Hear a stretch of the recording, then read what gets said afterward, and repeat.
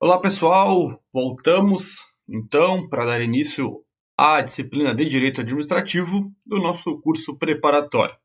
Bem, na aula anterior, demos início ali no dia 1, né, à disciplina de Direito Administrativo, né? Então a gente estudou a parte introdutória do Direito Administrativo ali, o conceito de administração pública em sentido formal, material, sentido estrito, né? Mais algumas introduções a respeito das fontes do direito administrativo, tá? E alguns outros tópicos correlatos que a gente estudou, tá? Mais uma vez, pessoal, tá? Entramos agora na disciplina de Direito Administrativo, nosso segundo dia, né? Deixa eu só confirmar se realmente é isso.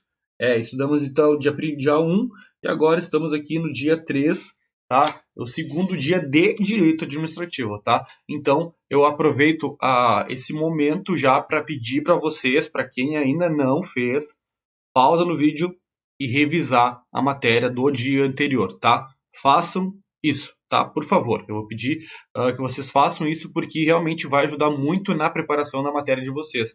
Porque se vocês forem estudando a disciplina de direito administrativo, por exemplo, principalmente para a galera que não é do direito, vocês vão continuar o curso até o final e depois vocês não vão lembrar do que estão estudando, que estudaram lá no início, lá no dia 1, depois no dia 3, no dia 5 e assim por diante, tá?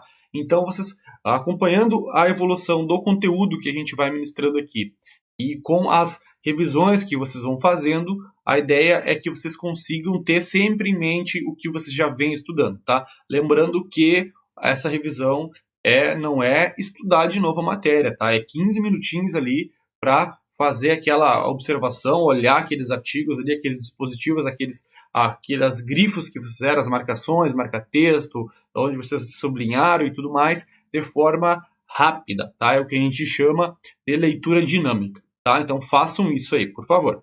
Tá? Então, sem a gente demorar demais aqui, né? Como diz o Tenente Rogério, sem muitas delongas, vamos entrar na disciplina. Princípios da administração pública, tá? Aqui é casca de banana, né, pessoal? Porque é questão quase que certa de prova, né? Não me recordo agora de cabeça se caiu no último TSP, né?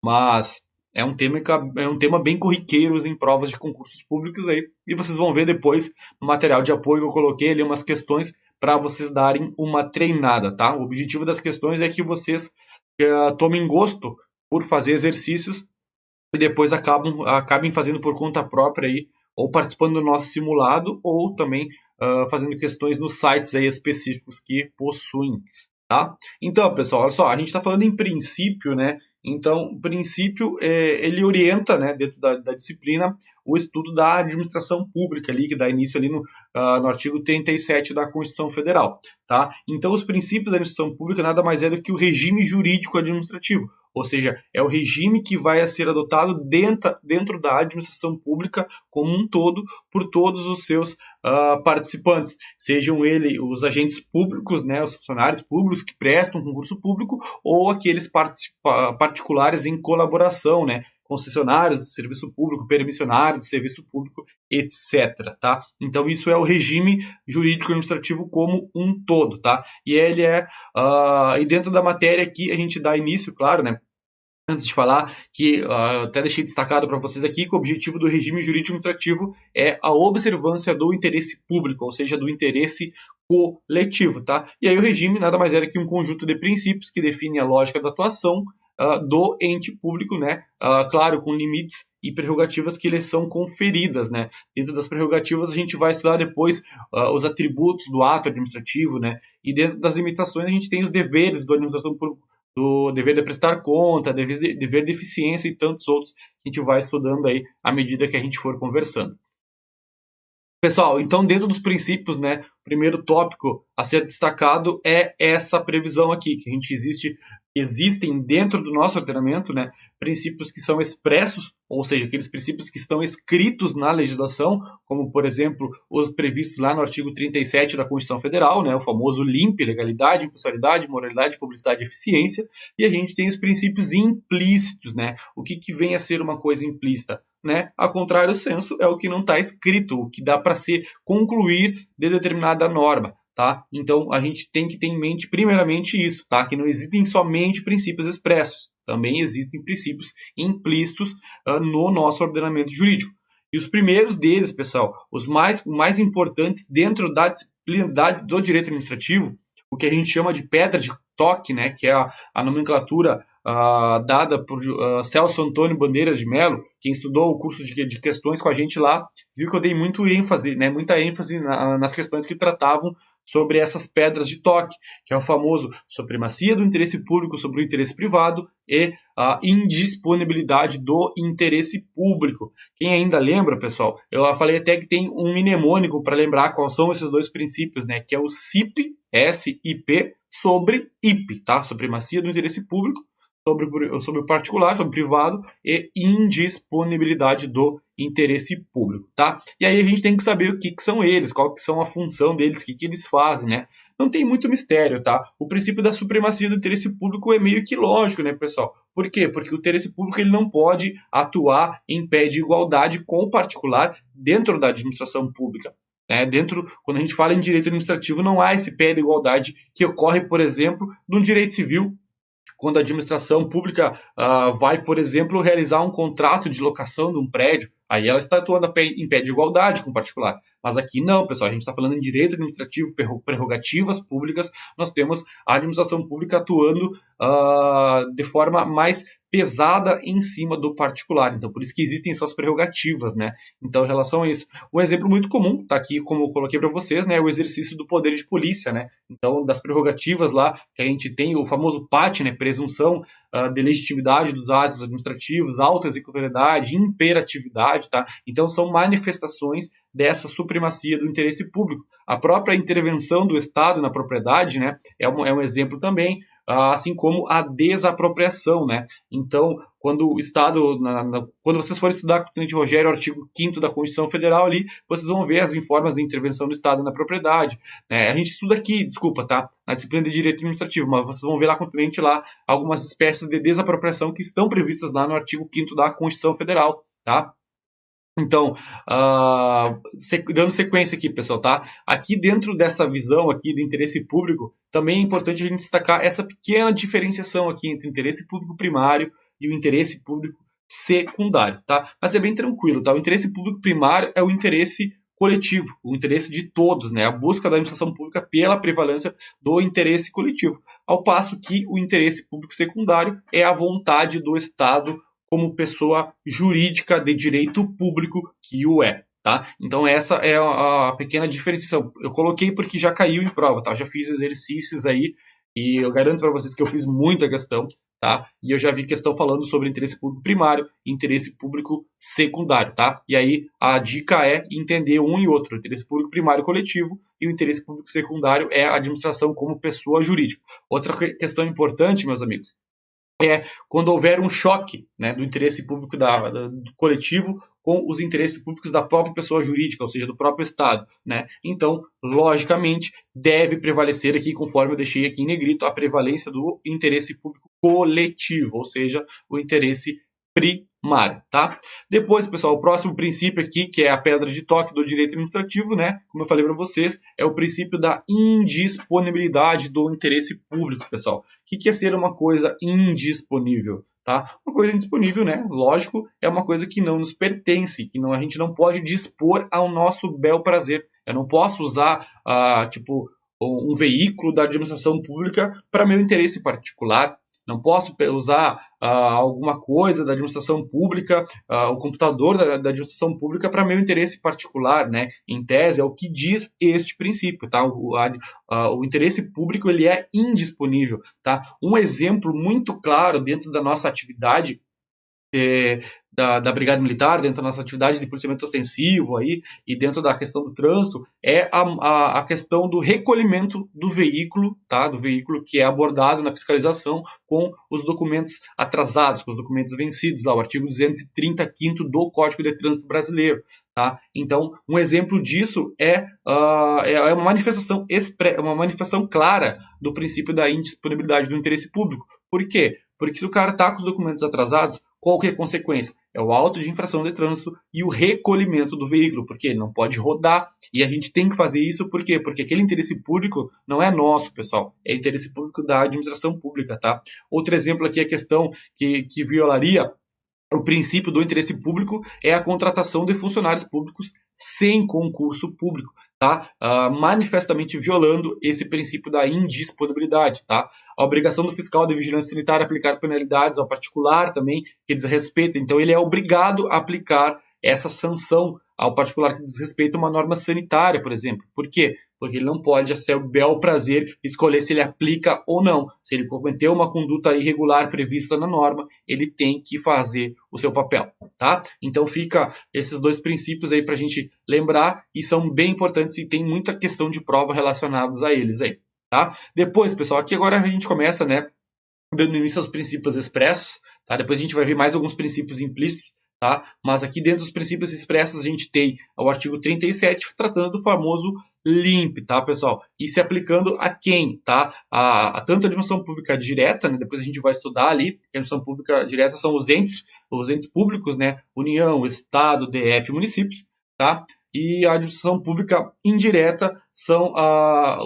por exemplo, autarquias, empresas públicas, sociedades de economia mistas, tá? E fundações públicas. Então a gente vai estudar isso mais adiante ali, tá? Mas apenas para lembrar que esses princípios se aplicam tanto à administração pública direta quanto à administração pública indireta a qualquer dos poderes da União, tá? Do DF, dos estados e dos municípios. Então todos, pessoal, têm que responder aos princípios expressos aqui no artigo 37 da Constituição Federal, tá? Que é o famoso LIMP, tá? Então, a gente tá aqui, LIMP, mnemônico do LIMP, essa questão bem tranquila, tá, pessoal? Isso aqui, a única observação que eu vou fazer para vocês aqui, a gente já está olhando os princípios, é em relação ao princípio da eficiência, tá? O princípio da eficiência. Por quê? Porque já vi questão de prova perguntando, dentre os princípios expressos da administração pública, qual, né? Não é quais, qual deles foi o último a ser inserido na Constituição Federal. Tá? E aí a gente vai ter aqui a emenda constitucional número 19 de 1998, trazendo o princípio da eficiência, ou seja, deixando da administração ser uma administração burocrática para se tornar uma administração gerencial, ou seja, uma administração que vai atrás dos resultados, tá? Uma administração eficiente. Então, saibam vocês aí, circulem e lembrem que foi o último princípio inserido e tem questão de prova sobre isso. Pessoal, vamos ver aqui rapidamente cada um deles, tá? Princípio da legalidade, tá? A gente já tinha conversado lá no direito penal um pouquinho, tá? Mas aqui o princípio da legalidade, para a gente esmiuçar um pouco melhor, tá? A gente tem dois viés aqui dentro da administração pública, tá? A primeira observação que eu peço para vocês é não confundir esse princípio da legalidade com aquele princípio da legalidade estrita lá do direito penal, ou com aquele princípio da reserva legal, tá? Que não existe crime sem lei anterior que defina, nem pena sem prévia combinação legal, tá? Lá no direito penal é bem diferente, pessoal. Aqui a gente está tratando de outra coisa, tá? Então aqui a gente está falando sobre o princípio da legalidade e a gente vai ter ele ali no artigo 5º, inciso 2º da Constituição Federal, tá? Que diz o seguinte, pessoal, o particular ele pode fazer tudo o que a lei não proíba, ao passo que a administração, aqui no artigo 37, ele só pode fazer o que a lei determina, tá? Então a gente tem esse viés. Aqui o que vocês precisam saber? Princípio da legalidade para o particular, critério de não contradição à lei, tá? Só pode fazer tudo que a lei não proíbe. Para a administração pública, né, para o ente público, é critério de subordinação, ou seja, a administração só faz aquilo que a lei manda, aquilo que a lei determina que ela faça. Tá? Então essa aqui é a diferença do princípio da legalidade para o particular e para a administração pública, ok? Tá? Até coloquei um exemplo aqui. O particular pode explorar a atividade econômica quando bem entender. Já a administração, somente nas hipóteses previstas no texto constitucional, né, para imperativos de segurança nacional ou relevante interesse coletivo, tá? Que é a parte da administração pública de forma direta na gestão econômica da atividade econômica. Ó, até coloquei a observação para vocês não confundir, tá? Legalidade com o princípio da reserva legal, perfeito? Tá? Então não confunda esses dois princípios aí. Depois, pessoal, a gente dá início aqui ao princípio da impessoalidade, né? Segundo princípio previsto ali no texto constitucional, tá? E aí ele tem algumas acepções, né? Na verdade, o princípio da impessoalidade ele vai ter três acepções. A questão da isonomia, da finalidade e a questão da vedação da promoção pessoal, que vai estar mais aqui embaixo aqui, tá? Olha só. E a vedação, né, proibição de promoção pessoal, tá? Não vi ainda uma questão perguntando quais são as acepções do princípio da impessoalidade. Normalmente ela pergunta ela traz um caso hipotético, né, uma situação hipotética que vocês vão ver nos exercícios aí, e pergunta dentro dessa situação descrita no enunciado da questão qual princípio está sendo abordado, tá? Mas eu acho que é importante a gente saber essas três acepções aqui: isonomia, finalidade e proibição de promoção pessoal, tá? E aí o princípio da pessoalidade nada mais do que o indivíduo não buscar o seu interesse pessoal, né, ou de seus amigos ou de seus parentes dentro da administração pública, tá? Aí a isonomia vai dizer que deve tratar todos de forma igual, sem favorecer pessoas determinadas, não pode favorecer um ente, por exemplo, um amigo, um parente ou algo do tipo, tá? Sempre de forma igual, tá? Um exemplo muito comum desse princípio da impessoalidade, a questão da isonomia, é aquele funcionário da prefeitura, por exemplo, que está cheio de demandas em sua mesa, e aí ele recebe mais uma demanda de um parente ou de um amigo, e aí ele passa essa demanda em primeiro lugar, tá, para cima, e esquece todas as demais. Estaria, então, dessa forma, violando o princípio da impessoalidade na acepção da isonomia. Tá? O princípio da finalidade também, né, pessoal? Isso aí é meio lógico, né? Dentro da impessoalidade, se eu não posso buscar interesse pessoal, a contrário do senso, eu preciso buscar o quê? Eu preciso buscar o interesse público, tá? O interesse da coletividade.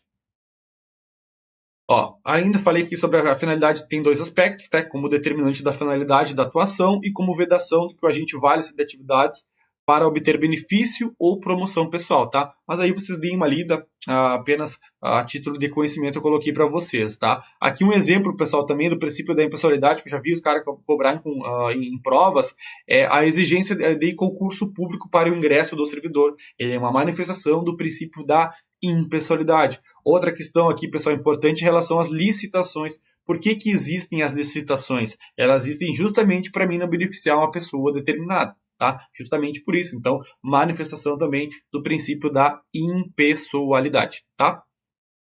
Depois, pessoal, aqui é a vedação da promoção pessoal, né? Até está escrito de forma expressa no texto constitucional, aqui o artigo 37, parágrafo 1º, fala, né? A publicidade dos atos, programas e obras deverá ter caráter educativo, informativo, dela não podendo constar nomes, símbolos ou imagens que caracterizem promoção pessoal, tá? Então, por exemplo, daqui a pouco numa prefeitura X, o prefeito manda asfaltar uma rua ou manda fazer alguma obra que vai a favor da coletividade, que todo mundo queria, e aí ele bota um cartaz. Essa obra é manifestação do prefeito tal. Tá? Ele claramente está se promovendo em cima da administração pública. Isso não é possível. Tá? Não é possível. Também proibição de promoção pessoal dentro do princípio da impessoalidade. Seguindo, princípio da moralidade, pessoal. A moralidade aqui é bem tranquila, porque toda questão de prova que falar sobre moralidade automaticamente vai ter na questão probidade, né? O agente probo, ético ou boa-fé, né? Na verdade, é a honestidade dentro da administração pública. Falou em moralidade, falou em moralidade, tem que aparecer na prova probidade, ética, boa-fé ou ainda honestidade, né? Dá para vocês colocar aqui uma flechinha para o lado e botar honestidade, tá? Então são os exemplos do princípio da moralidade. Até coloquei aqui a Lei 8429, que é a Lei de Improbidade Administrativa, que não cai na nossa prova, felizmente, tá? A Lei de Ação Popular e a Lei de Ação Civil Pública, tá? Tem algumas previsões expressas aí do princípio da moralidade. Depois, pessoal, o princípio da publicidade, tá? O princípio da publicidade também, ele possui uma dupla visão, tá? Uma dupla acepção, tá? Em relação à publicação, em relação à transparência, tá? E um exemplo também dessa questão da publicidade, pessoal, é o que a gente tem ali, né, dos nossos contra-cheques no portal da transparência, né? Que estão disponíveis para qualquer pessoa acompanhar, tá? Então a gente tem isso justamente pela manifestação do princípio da publicidade. Ou seja, pessoal, o princípio da publicidade ele é uma forma de controle, tá? Uma forma de controle dos atos da administração pública. Então, por isso que precisamos dar publicidade dos atos praticados pelos agentes públicos. Claro, a gente vai ter as exceções ao princípio da publicidade. Nem tudo pode ser publicado. E algumas coisas que correm em segredo de justiça e tudo mais, tá? Ou atos mais específicos, eles não vão ser publicados. Mas o que vocês precisam entender é que a regra é a publicidade, tá? A exceção os casos previstos na legislação, tá? Então, tem essa questão da transparência e a questão da publicação, tá, pessoal? A questão da publicação é um requisito de eficácia dos atos administrativos. Quando a gente for estudar lá os atos administrativos, a gente vai ver que a publicação do ato, quando ele é publicado, o ato administrativo começa a valer no mundo jurídico, tá? Requisito de eficácia dos atos administrativos, ok? Tá? E aí, coloquei aqui, inclusive, bem destacado, né, pessoal, que a publicidade é um requisito de eficácia, por quê? Porque cai a questão de prova disso aí, tá? Cai aí. Exceções, pessoal, princípio da publicidade, tá? Apenas para leitura, tá? Foi o que eu falei para vocês aqui, algumas exceções previstas no texto constitucional, artigo 5º aqui, artigo 33, tá? E aqui o artigo 60, né? Falando sobre os princípios, as exceções ao princípio da publicidade. Então, são violáveis a vida, a intimidade, a vida privada, a honra, tá? Assegurada a indenização pelo dano moral. Todos têm direito a receber dos órgãos públicos, exceções aquelas cujo sigilo seja imprescindível à segurança da sociedade e do Estado, tá? Então tem algumas questões aqui relacionadas à publicidade como princípio expresso ali no texto constitucional.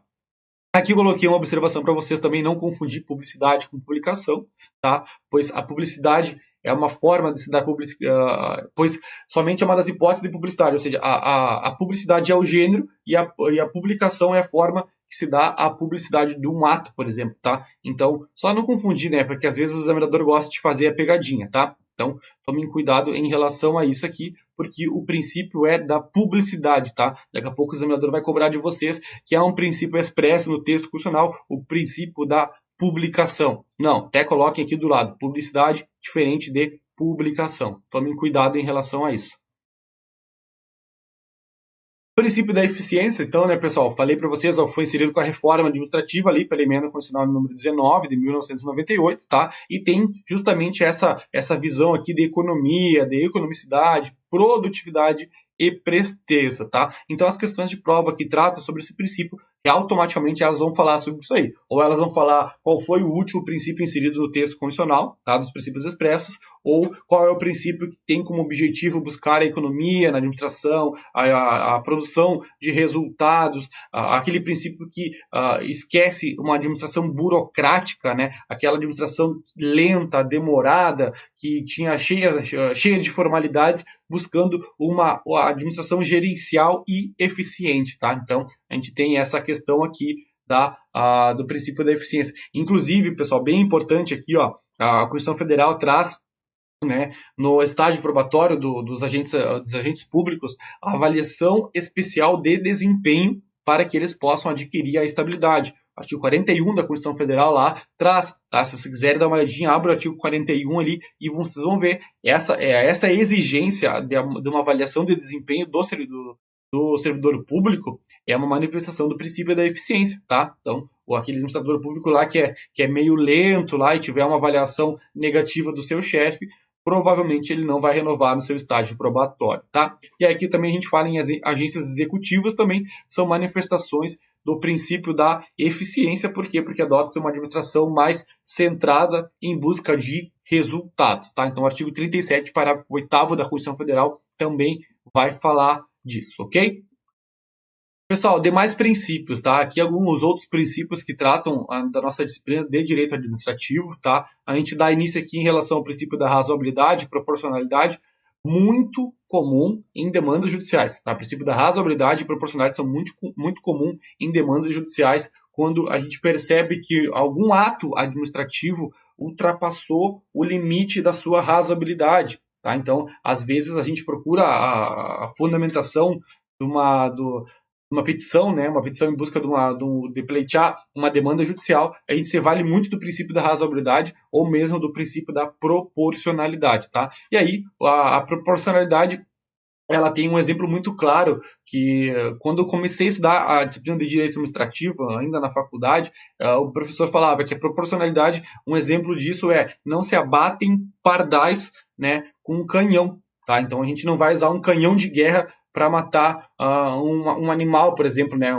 aqueles bichos que ficam voando lá, né? Então, na verdade, vai ferir o princípio da proporcionalidade, tá? Dei risada por causa do exemplo ali, mas foi que me veio à mente agora, tá? Então, o surgimento dele só para ter conhecimento, tá? Não vamos cobrar de prova de vocês com certeza isso aqui, mas o objetivo principal desse princípio aqui, ó, é evitar os excessos, tá? Busca atuação sem excessos da administração pública. Um exemplo dessa questão aqui do princípio da publicidade, da proporcionalidade, é demitir, por exemplo, um funcionário público por ele ter praticado uma infração de natureza leve. Isso é claramente violador do princípio da proporcionalidade. Né? Totalmente desproporcional eu demitir aquele servidor por uma conduta leviana que ele tenha praticado dentro da administração pública. Daqui a pouco ele perdeu um prazo ou algo do tipo. Né? Foi um negócio bem tranquilo, assim, que ele poderia ser punido na esfera administrativa, daqui a pouco com uma advertência ou algo do tipo. E aí ele sofre uma demissão, tá? Então, claramente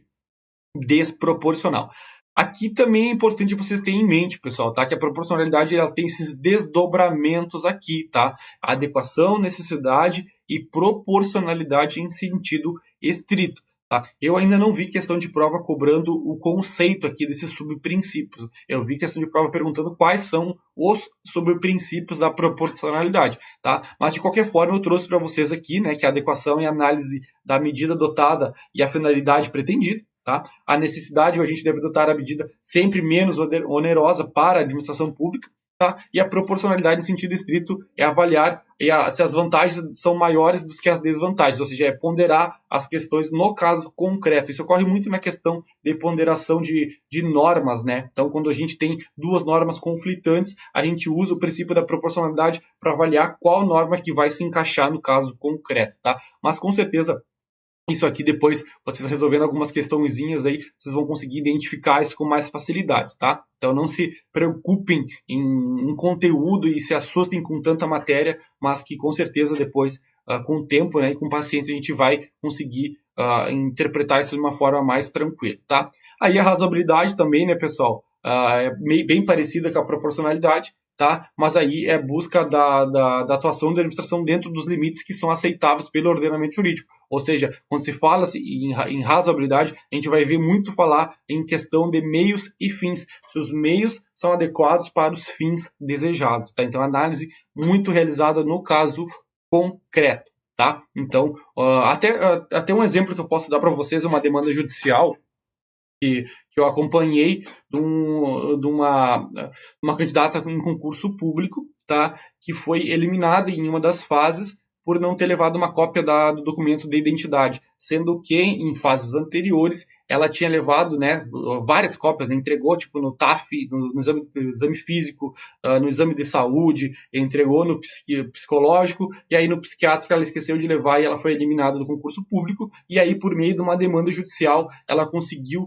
realizar a fase e voltar para o concurso público justamente por essa desproporcionalidade e essa razoabilidade que não foi adequada ao caso concreto. Então, justamente por isso, o juiz concedeu a autorização porque ela tivesse continuidade no concurso, porque já tinha entregue esse documento em fases anteriores. Então, foi desproporcional e não foi razoável a eliminação da candidata. Tá? Então, isso é um exemplo aí que eu falei para vocês que é muito comum usado nas demandas judiciais. Pessoal, o princípio da autotutela, esse aqui é bem importante, tá? É bem importante por quê? Porque é muito comum o pessoal confundir o princípio da autotutela com o princípio, com a tutela administrativa, tá? A tutela administrativa a gente vai estudar ali quando a gente entrar no assunto da administração pública. Eu falei para vocês que existe a administração pública direta e a administração pública indireta. Tá? E aí, por uma questão de descentralização da atividade administrativa, né, para, inclusive, tornar a administração pública mais eficiente e mais ágil, né, então a administração pública direta, por exemplo, União, Estados, DF, municípios, tiram da sua esfera de atuação algumas outras questões mais específicas e transferem para um ente estranho à administração pública, por exemplo, uma autarquia. O exemplo que eu gosto de dar em relação à questão do INSS, né? Então, o INSS tem a missão ali de lidar com as questões ali da previdência social, né, da aposentadoria e tudo mais. Então, a União, por exemplo, transferiu para o INSS, que é uma autarquia federal e pertence à administração pública indireta, essa missão para lidar com essas questões relacionadas à seguridade social, previdência social. Tá? Então, e aí como é que a União, né, que é o Todo-Poderoso, vai regular essa atuação do INSS? Por meio da tutela administrativa. Por que é tutela? Porque entre a União, a Administração Pública Direta, e o INSS, que é a Administração Pública Indireta, não existe hierarquia, tá? Então, já vou adiantando para vocês, não existe hierarquia. Então, ela é realizada por meio da tutela administrativa. Vai avaliar se o INSS está cumprindo o que a lei determinou, os objetivos que ele foi, pelos quais ele foi criado, tá? Então, é justamente por isso, tá?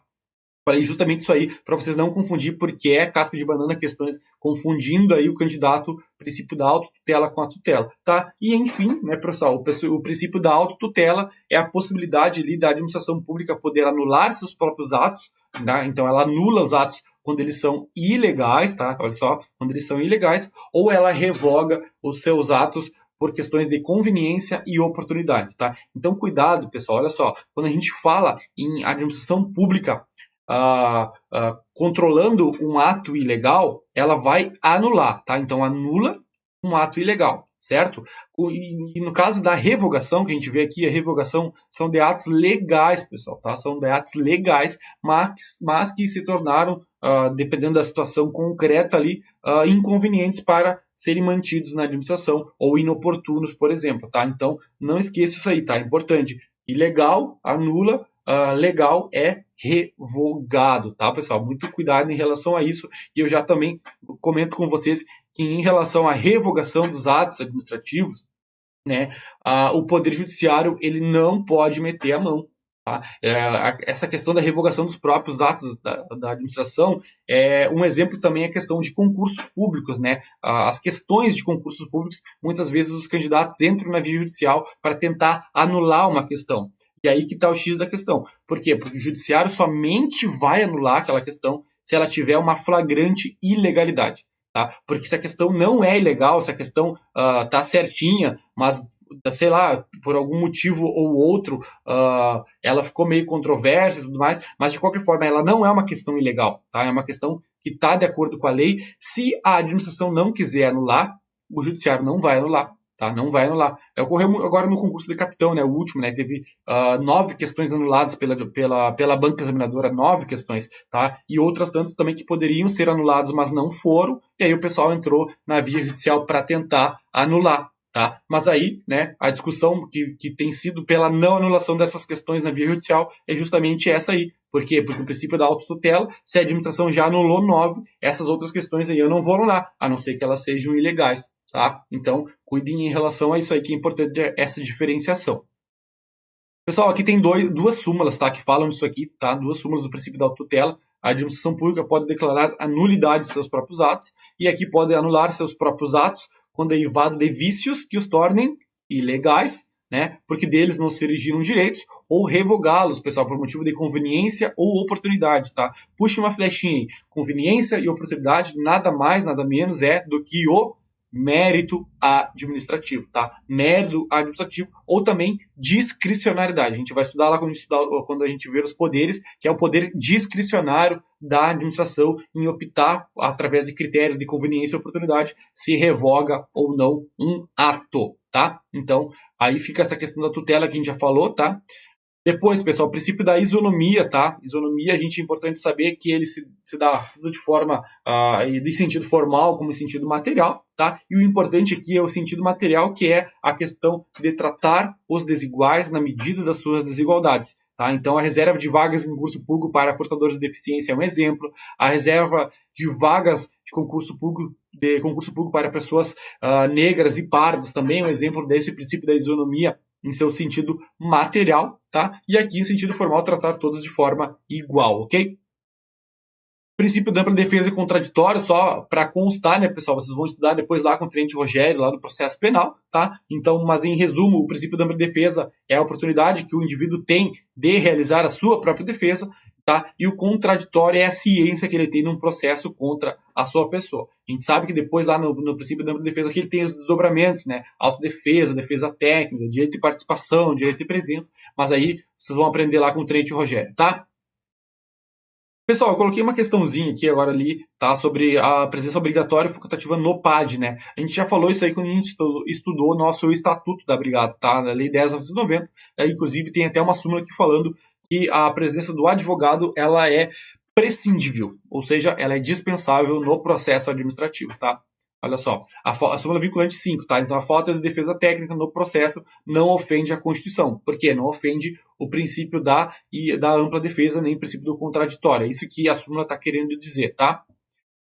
Depois, pessoal, princípio da continuidade, tá? Então, o serviço público ele não pode parar, ele tem que ser contínuo. E aí, dentro do princípio da continuidade, a gente estuda a questão da greve dos servidores públicos, tá? Então, essa questão muito acentuada em relação a esse princípio da continuidade do serviço público é essa questão aqui da greve dos servidores públicos, né? Para nós, policiais militares, sabemos que não podemos, né? Somos vedados de forma expressa a tanto a sindicalização como a greve. Tá? E aí a gente tem a questão dos serviços essenciais, também quantidade mínima de servidores que tem que ser mantida. E aqui, lembrem que quando a gente estudou a disciplina lá do Estatuto, eu falei para vocês, né, que os policiais civis ou os demais órgãos que atuam na segurança pública, né, SUSEP, IGP, tá? Eles não podem realizar greve justamente porque eles atuam diretamente na área da segurança pública, tá? Pensem em vocês o caos que seria, né, se pudesse realizar greve também, né? Por mais que não esteja de forma expressa, né? Tá aqui o informativo 860 do STF, tá? Depois, pessoal, aqui, ó, aqui é um pouquinho de licitações, tá? Essa questão aqui da exceção do contrato não cumprido. Por quê, pessoal? Por que eu coloquei isso aqui? Tá? A exceção do contrato não cumprido, que ela é? Como é que ela se dá? Como é que ela ocorre? É quando a administração, por exemplo, contrata uma empresa, tá, para realizar uma obra pública. O exemplo mais comum é essas empresas terceirizadas aí que estão nas rodovias, né, fazendo o asfalto, né? Então, elas trabalham ali nas rodovias, né, fazendo o asfalto.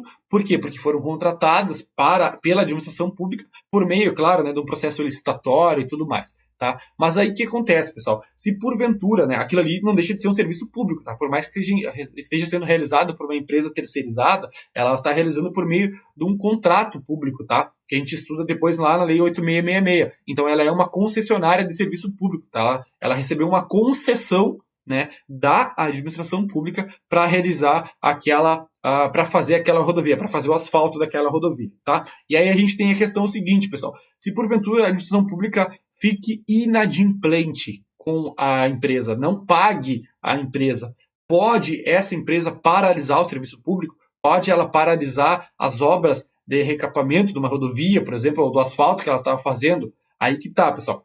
Pode, tá? Porém, ela somente vai poder fazer isso depois que a administração ficar 90 dias inadimplente, tá? Isso está lá na Lei 8666, que trata de licitações e contratos administrativos, tá? Então, isso aqui é importante da gente ter em mente.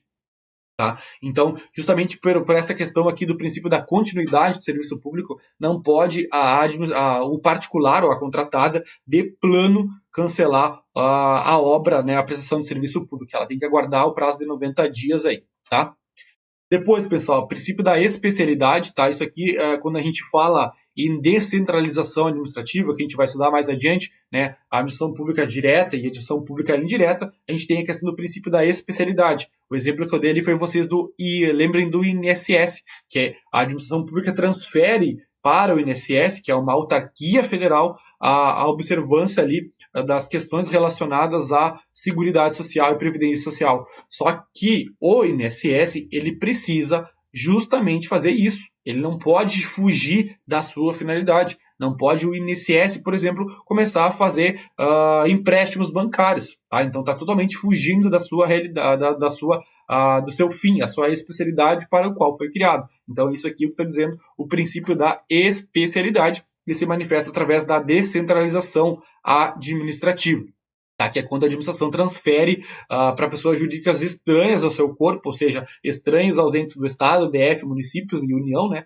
Então, transfere para essas pessoas, quais sejam autarquias, fundações, empresas públicas e sociedades de economias mistas, que, óbvio, né, pessoal, elas têm que realmente fazer aquilo pelo qual elas foram criadas, tá? Depois, pessoal, o princípio da motivação, tá? O princípio da motivação dos atos administrativos, isso aqui também é importante, tá? Porque toda vez que a administração pública vai realizar um ato, ela, em regra, precisa motivar qual foi o fundamento para a realização desse ato. Então, eles precisam ser justificados, né, pessoal? E, de preferência, sempre que sejam justificados de forma escrita. Então, a motivação nada mais é do que os fundamentos de fato e de direito que determinaram a prática do ato, ou seja, a questão concreta, né, e os fundamentos jurídicos que fazem a administração realizar aquele ato. Tá? Então, isso aqui está escrito aqui no artigo 2º, parágrafo único, inciso 7 da Lei 9784, que trata do processo administrativo, se eu não me engano, essa leizinha aqui, 9784, tá? Então, a validade de um ato administrativo, ela vai ficar condicionada, tá? Ela fica condicionada a essa apresentação por escrito, tá? Importante que seja por escrito, tá? Dos fundamentos fáticos e jurídicos que justificam a conduta adotada pela administração. Um exemplo, pessoal, tá? Vamos supor que a administração pública vai desapropriar um imóvel, tá? Para fins de reforma agrária, ou vai desapropriar aquela famosa desapropriação sanção, que vocês vão estudar depois com o Tenente Rogério ali no artigo 5º da Constituição Federal, tá? Que ela se dá, por exemplo, quando o particular descumpre o fim social da propriedade. Vamos supor que numa residência X, o camarada ali está comercializando drogas, fazendo alguma conduta ilegal, uma casa de prostituição, ou seja qual for. Nessa situação, ele está descumprindo a função social da propriedade. Então, pode a administração pública, né, desapropriar essa casa através de uma sanção administrativa. Só que essa desapropriação ela precisa ser motivada por escrito. Qual foi o fato que motivou essa desapropriação? Qual é o embasamento legal que motivou essa desapropriação? Isso aqui tem que estar escrito, pessoal, tá? Então, por isso que a gente tem a questão do princípio da motivação, tá? Outro ponto também que merece destaque aqui, em relação à diferença do princípio da motivação para o motivo. Tá? Quando a gente estudar os atos administrativos, a gente vai ver lá os requisitos do ato administrativo. Tá? A gente vai estudar os elementos e os atributos do ato administrativo. Então, a gente estuda os requisitos, os elementos do ato administrativo, a gente vai ter lá competência, finalidade, forma, motivo e objeto. Tá? E aí não confundam motivação com motivo. Até eu trouxe aqui um quadrinho para a gente não confundir, tá? Motivação com motivo. Por quê? Porque a motivação é a escrita, pessoal, é a justificativa por que a administração pública está realizando aquele ato.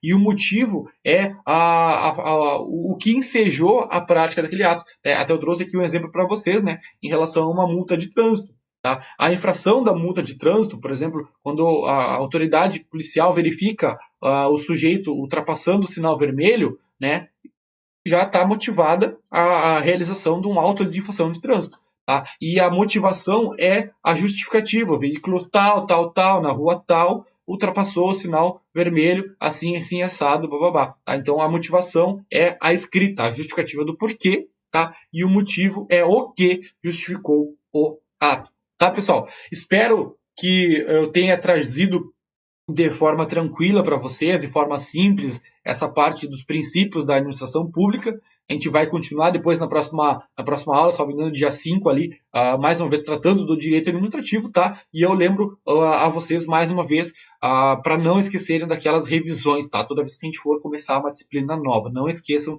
das revisões, que é a forma que vocês vão ter sucesso nos estudos. Tá? Porque para estudar a gente tem que repetir até alcançar o nosso objetivo, tá? E aí isso se dá por meio da revisão e do estudo detalhado e com calma da matéria, tá? Então a gente finaliza aqui, tá? Vou parar de falar aqui, tá? A gente finaliza o direito administrativo por hoje e a gente se vê na nossa próxima aula, tá? Com bons estudos aí e um grande abraço.